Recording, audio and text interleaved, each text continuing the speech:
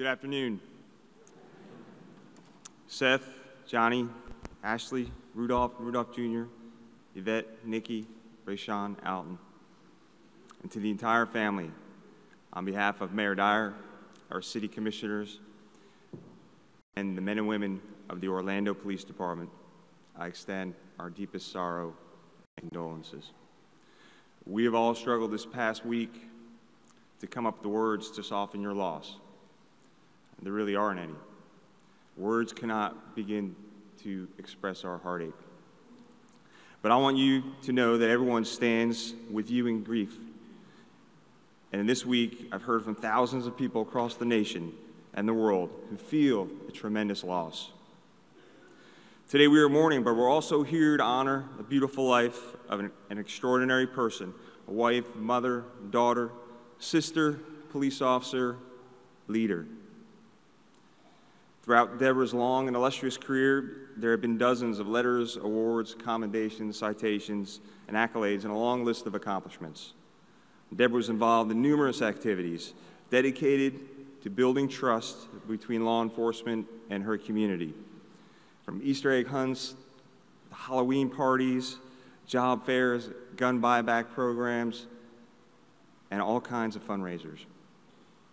She was heavily involved in mentoring our youth and participated in our programs Operation Positive Direction, Paramore Kids Zone, and Dueling Dragons.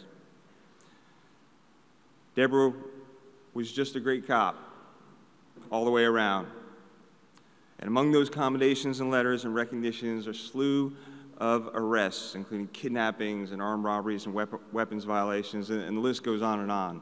We're very proud of her. And Debra was a proud product of the city of Orlando. She attended Dr. Phillips High School in Valencia and the University of Central Florida, where she attained her bachelor's and master's. It was emotional, but extremely inspiring as I read through her personnel file over these past few days.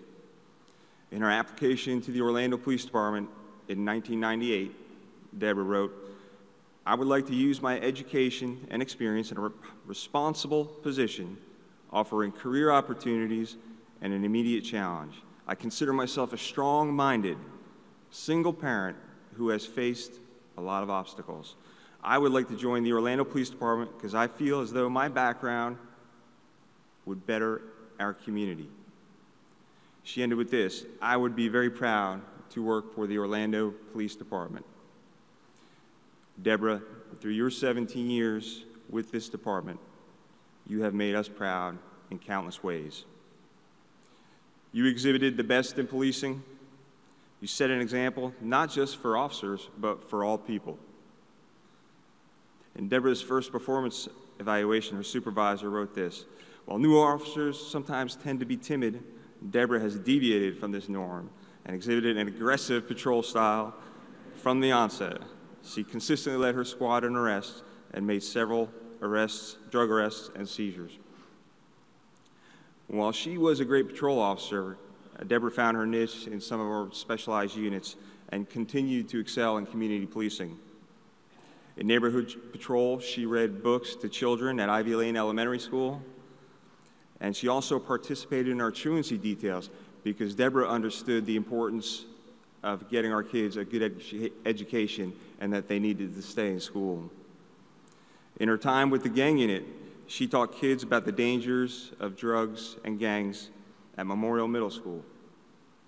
And she also came up with the idea to teach that same class at apartment complexes when parents came to her about concerns about gang activity at those complexes. It was just another way that how she was truly responsible to the community's needs. Debra knew it was not her job only to protect, but to promote dignity and respect, especially to our children and our at-risk youth. And naturally, Debra was a perfect fit for school resource officer, and that gave her the opportunity to return to Dr. Phillips High and be a positive influence on countless young lives. She wore the OPD blue for over 17 years and participated in so many different aspects of the job, but I want to honor her community involvement work because we all know how important that was to Debra. Over the years, she took the initiative to organize community marches to stop the violence And not only did Debra plan and lead these marches, she spoke eloquently. And this is the part I like the best when I heard her speak. She would urge the people to not give up on their police department. She was an active participant in all of our youth mentoring programs, Operation Positive Direction, Paramore Kids Zone, you name it. She was a member of our Dueling Dragons team, a very unlikely partnership between our cops and inner city youth.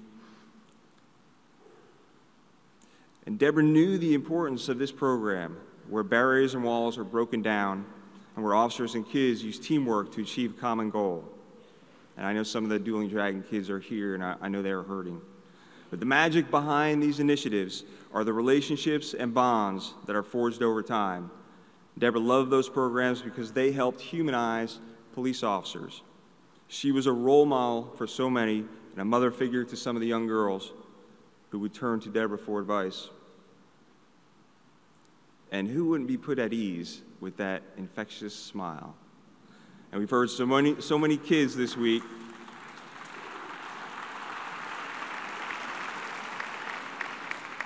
We've heard from so many kids this week that, when Debra smiled, no matter what you were feeling about police or law enforcement, you just had to smile back because it was that infectious. Debra knew something as simple as a smile could lead to a real connection, and never known anyone better at building those bonds.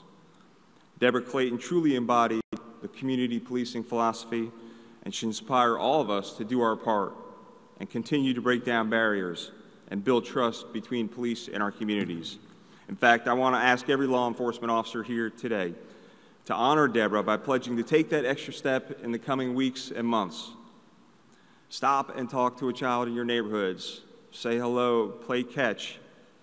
Connect with the people in the communities we serve. I can think of no greater tribute to Debra's legacy.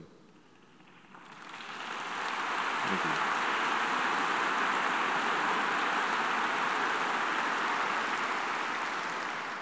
Debra joined us in 1999, and she was promoted to sergeant on December 1st, 2007. It was one of our most senior sergeants. She was promoted to Master Sergeant last year, and only 10 out of our nearly 80 sergeants achieve that rank because it's not an easy task. You must go above and beyond, and you know that Debra led the way in that category. And many may not know this, but in the early morning hours of June 12th, Debra responded to the Pulse incident to assist her fellow officers. She showed bravery and courage and assisted with the massive law enforcement response and cared for injured victims. Debra also knew the importance of crisis intervention years ago, and she took that class. She knew about those people in mental crisis. So starting this year, there will be an award in her honor presented at the Crisis Intervention Team Annual Banquet.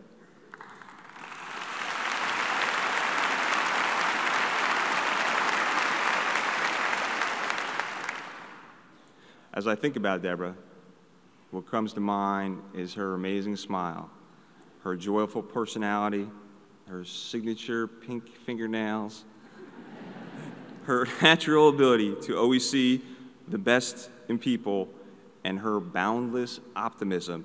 But when I thought about it some more, it's more than just optimism. It's faith. Faith in God, faith in fundamental kindness, and generosity and giving. Faith that we can make things better even in the face of cynics and seemingly unbeatable odds. Faith that we can build trust between law enforcement and our communities. Faith that we can mentor the youth and help them make the right decisions in life. Faith that we can learn from each other and make our community a better place for all people. Faith that good will always prevail over evil.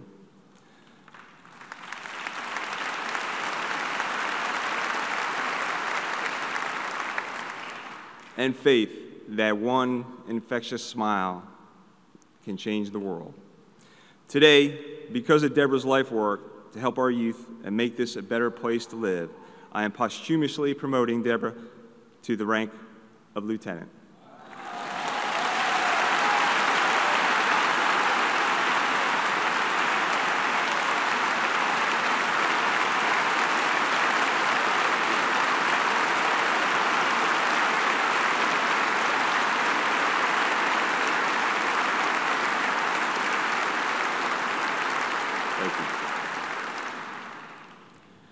Debra was a hero and gave her life protecting the community she loved.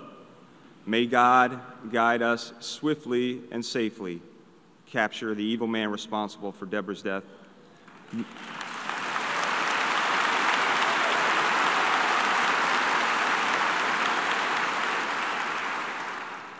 Many from our law enforcement community want to be here as well, but they are out there on our streets right now, keeping us safe and hunting for a killer, just the way Debra would have wanted it.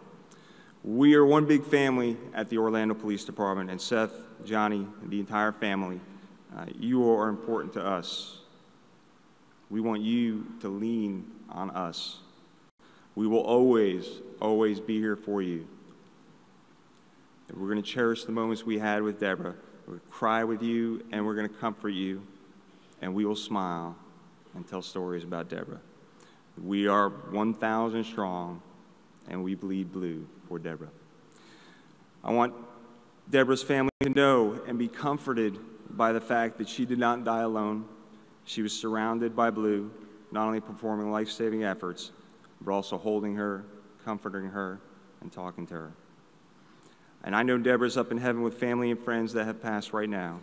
And she's also there with Norman and former police officers that have gone before, Karen, Al, Derek, George, Tanya, Hobie, Robbie, Scott, and others, watching over our police officers and watching over this community. The memories of Debra and her beautiful smile will always be present in the halls of the Orlando Police Department. Her story and mission to serve our youth will energize and invigorate our officers for generations to come. We pledge to build on her successes with our youth and this community so that her legacy will continue to serve all of us. Debra Clayton proudly served the city of Orlando, the Orlando Police Department, and her community with courage, pride, and commitment, and is a true example of a police officer and an inspirational leader. She will be deeply missed, but not forgotten. God bless Debra. God bless you and your family. And God bless all of our heroes in blue. Thank you.